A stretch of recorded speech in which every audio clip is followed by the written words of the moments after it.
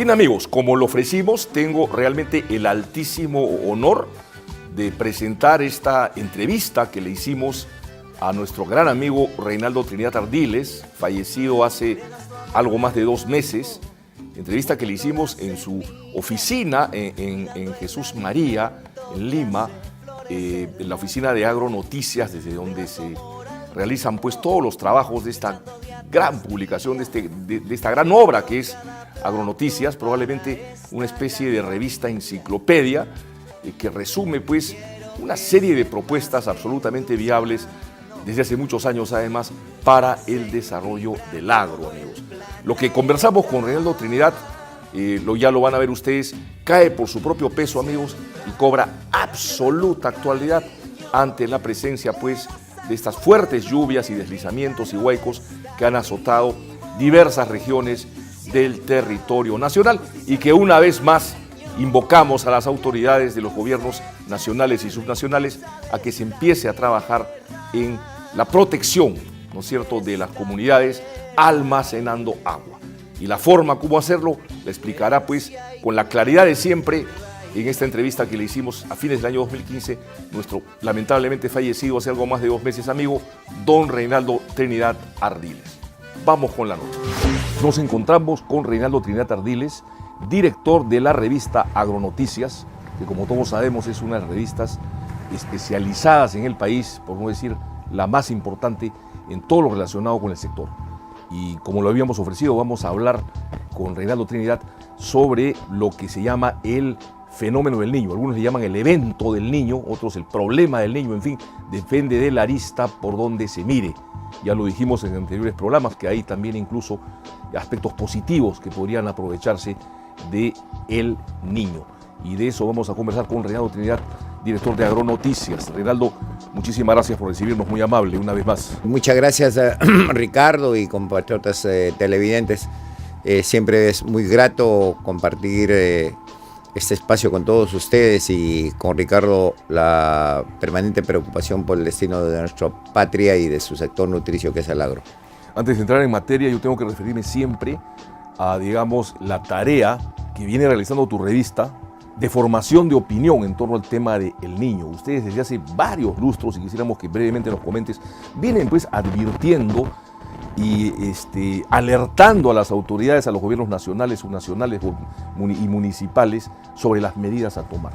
Bueno, una reseña efectivamente, yo recuerdo cuando era niño entre las montañas de Pampas Grande, Huaraz, Ancash, mi abuela hablaba como si fuese un cuento, las lluvias torrenciales, huaicos, desbordes e inundaciones de 1925. Siempre hablaba, decía que era como si se descuajaban los cerros, como si ríos brotaran de las punas milagrosa y aterradoramente. Entonces siempre estuve impregnado por ese recuerdo. Muy bien, sin embargo, no tuve ni la más remota idea de lo que era el niño hasta 1982-83. Ya había conocido entonces la costa peruana árida, pero cuando regresé a Piura a participar en el primer evento científico en pleno desarrollo del niño, me quedé sorprendido. El desierto piurano estaba convertido en una selva. La costa árida se había convertido en un trópico húmedo y caluroso, es decir, con una atmósfera gomosa. Y lo más extraordinario, a mí me sorprendió, por ejemplo, cómo en el desierto de Sechura, 56 años después del niño de 1926, cómo había brotado la vida. Entonces yo me preguntaba, lo primero que recuerdo haberme preguntado es, ¿cómo es que pudieron sobrevivir las semillas, los huevecillos, para que de pronto, con el milagro de las lluvias intensas, el desierto se convirtiese en una selva? Mi primera inquietud fue por eso. Al retornar de Piura a Lima, tuve la suerte, fue un designio extraordinario en mi vida, de compartir el avión con el doctor Pablo Lagos Enríquez, director científico del Instituto Geofísico del Perú y considerado como el máximo especialista subcontinental en fenómeno del Niño. A tal punto que un representante de la NOAA, que es una especie de NASA del clima de Estados Unidos, me dijo un día, si yo era amigo del doctor Lagos, y si era amigo, debía animarlo para que él convierta su tesis, su hipótesis en un libro, porque la comunidad científica pensaba postularlo al Nobel de la ciencia, nada menos. Entonces, repito, mi primera experiencia vivida fue en 1982-83, y el segundo shock que me produjo el Niño fue cuando ocurrió Niño Fuerte en 1997-98. Pero habían pasado, en la primera vez solo habían pasado 56 años y esta vez pasaron solo 15. Exacto. Y desde entonces los niños se están repitiendo cada vez con mayor frecuencia en intervalos más cortos y con intensidades variables. ¿Qué indica esto? Que el cambio climático global está alterando no solo a las estaciones tradicionales, sino también a los patrones de los fenómenos, como el caso del Niño. El niño que tenemos en este camino es un niño atípico, es un niño errático, porque el niño tradicionalmente es una masa de agua caliente que viene de la vertiente occidental del Pacífico, que estamos hablando de Australia, Indonesia, Pakistán, Papúa Nueva Guinea, hacia las costas sur de América, pero en forma paralela al Ecuador. Sin embargo, ya hace 2 años observamos en el mapa con imágenes satélite que ya el Niño no venía solo por la línea ecuatorial, sino que estaba dispersa en todo el Pacífico. Aún más, que había manchas de agua caliente en el Océano Atlántico. Entonces, eso demuestra que el calentamiento global y el cambio climático están influyendo sobre todo el ecosistema planetario y particularmente sobre el agua. Dentro de este marco, en el Niño actual, el año pasado, en el año 2014, abortaron 4 niños a punto de llegar a la costa del Perú. Y este año ya abortó 1. Nos vamos por el segundo. Entonces, el diagnóstico, después de conversar con los científicos, evocar experiencias, consultar con los observadores empíricos, son los campesinos, es que este niño no podría, primero, ocurrir o no ocurrir. Podría ser débil, fuerte o extraordinario, o simplemente difuminarse una vez más. Pero que va a venir, va a venir. ¿En cuánto tiempo más? No creo que sea en el mediano plazo, será en el corto plazo. Por consiguiente, los esfuerzos que está haciendo el país para prevenir los efectos destructivos del Niño son necesarios. Eso tiene que ser una cultura permanente. Lo que ocurre es que esas medidas de prevención están mal planteadas. Es más o menos, ¿en qué consiste, para los que no tienen una idea, el Niño? El Niño consiste en que, como consecuencia del calentamiento marino, se calienta también la atmósfera en el continente. Es decir, tenemos más calor y más humedad. Se tropicaliza el clima. Entonces, como consecuencia de ello, debido a la mayor evaporación del mar, como si el vapor de agua saliese de agua caliente, hay más lluvias en el continente. Entonces, una imagen lógica es que si tú te quieres proteger de la lluvia, si un ser humano cuando se quiere proteger de la lluvia, ¿qué cosa hace? Uno, compra paraguas para que no le caiga la lluvia. Y los campesinos lo que comprarían serían lo que se llama el poncho de aguas, que es un poncho impermeable con una capucha que cubre la cabeza y luego del hombro para abajo, y aún más botas de jeve. Pero ¿qué está haciendo el gobierno peruano? Se quiere poner el poncho de la cintura, más o menos de la cintura o de la rodilla para abajo, descuidando todo lo demás del organismo. Esto es así porque, a diferencia del doctor John Murray, investigador europeo nacionalizado norteamericano, el Perú oficial no entiende que la geografía de nuestro país es una geografía vertical, que comienza en la punta de los Andes y termina en los valles. Lo que estamos haciendo es ahora descolmatar ríos, reforzar defensas ribereñas, proteger puentes, áreas agrícolas y poblaciones para que no se inunden o no sean destruidos. Pero repito, eso es pues como ponerse el poncho a la altura de la cintura. No solo eso, sino que si ocurre el niño, esas obras van a quedar inutilizadas y para el próximo niño hay que hacer lo mismo y así per secula seculorum. Pero en cambio, si uno hiciera los trabajos de prevención en los Andes, uno, si no lo elimina por completo, minimizaría el riesgo, además de incrementar el espacio agrícola en la sierra. En consecuencia, las conclusiones fundamentales son: uno, de que el niño data de milenios en la historia del Perú. Así lo demuestran las investigaciones arqueológicas e históricas sobre nuestras antiguas culturas. Por ejemplo, se dice que el gran imperio Chavimochic, los de Mochica Chimú, fue sepultado por un niño, igual que Caral, hace 5.000 años. Y por otro lado, esa experiencia nos dice que debemos aprender a convivir con el niño, porque efectivamente nos habíamos olvidado dentro de 56 años, vino, 16 años después nos ha caído y desde hace 16 años, cada 3, 4 años nos está amenazando. Lo que no sabemos es por el calentamiento global cuál será la magnitud y cuál será la intensidad del fenómeno. En eso estamos, Ricardo.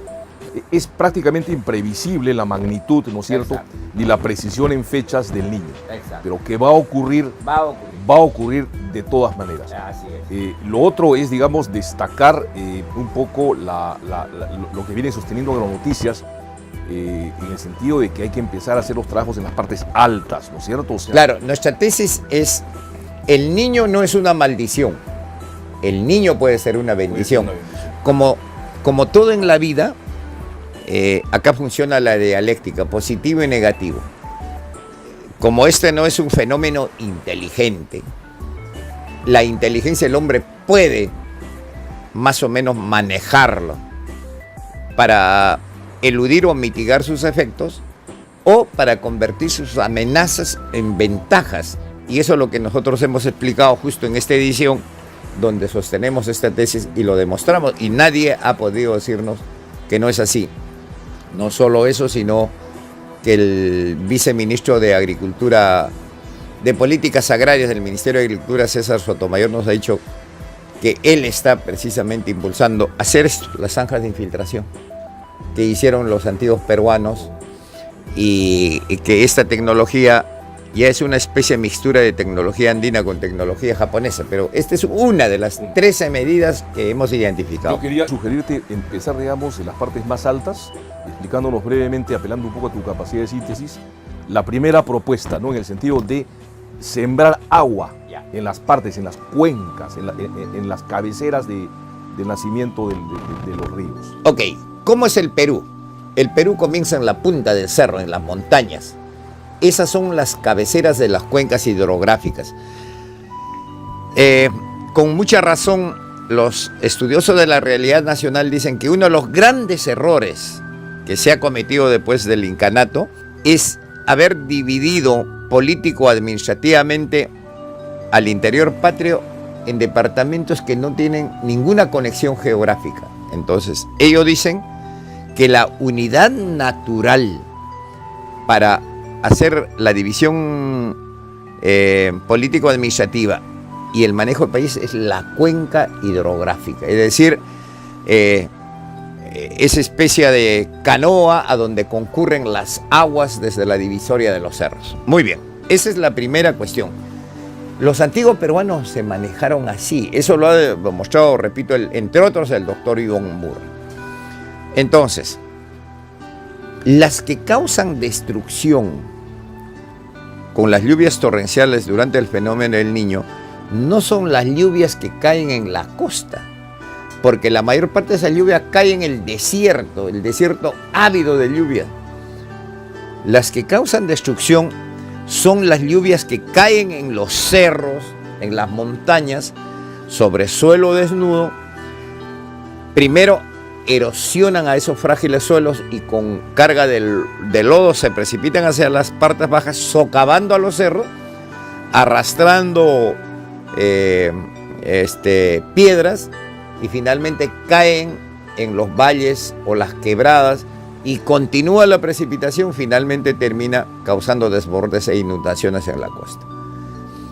Eso está probado.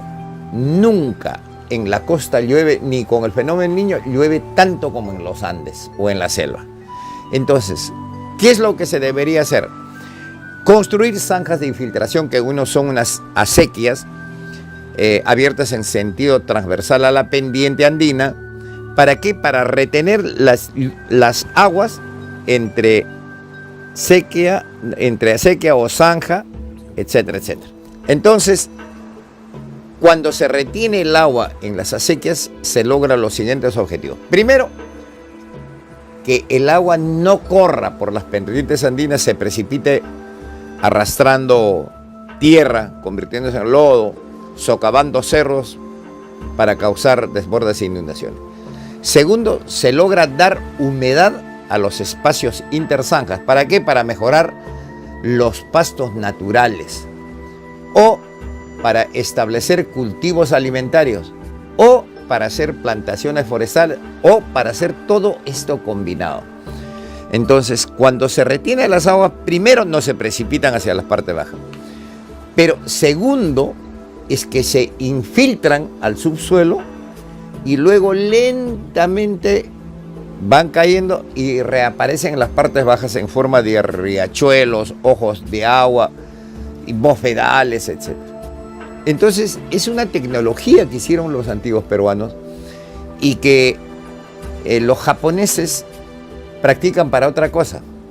Como Japón es un país volcánico, entonces, ante la posibilidad de que erupcionara un volcán inactivo, los japoneses alrededor de las montañas hacen esas mismas zanjas.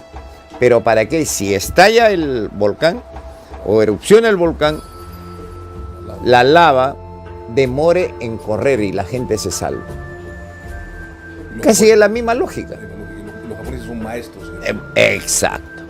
Bueno, los antiguos peruanos no hicieron este tipo de zanjas. Sus acequias eran mucho más grandes y con distancias más grandes. Pero cuando una suma las dos tecnologías, resulta esto. Muy bien. En el año más o menos por 1998, el ministro Absalón Vázquez, cajamarquino, él le planteó al presidente Fujimori hacer este proyecto. ¿Qué es este? Esta es la zanja de infiltración. El cerro, la acequia, y están los resultados. Bueno, y Fujimori, por ese día viajó al Japón y volvió y dijo, oiga, parecido a lo que se hace en los volcanes. Entonces mezclaron y los científicos determinaron, los tecnólogos del Programa Nacional de Manejo de Cuencas Hidrográficas y Conservación de Suelos, PRONAMACH, determinaron cómo se podrían hacer estas zanjas, los distanciamientos según la gradiente del terreno, etcétera, etcétera. E identificaron en el país 2 millones de hectáreas para hacer zanjas. Y sabes, si hacemos 2 millones de zanjas para retener agua, Ricardo, no vas a creer, retendríamos unos 14 mil millones de metros cúbicos de agua, como si tuviésemos 14 Poechos originales.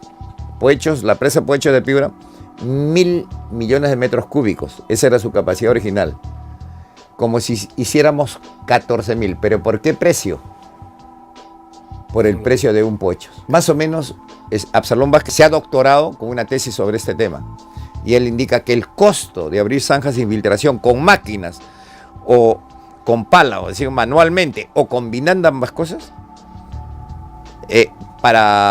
solo para retener lluvias, o para mejorar pastos, o para establecer cultivos alimentarios, o para poner plantaciones forestales, esto cuesta entre $400 y $500. Y además uno da chamba a los campesinos. Y segundo, duplicas la superficie agrícola del país.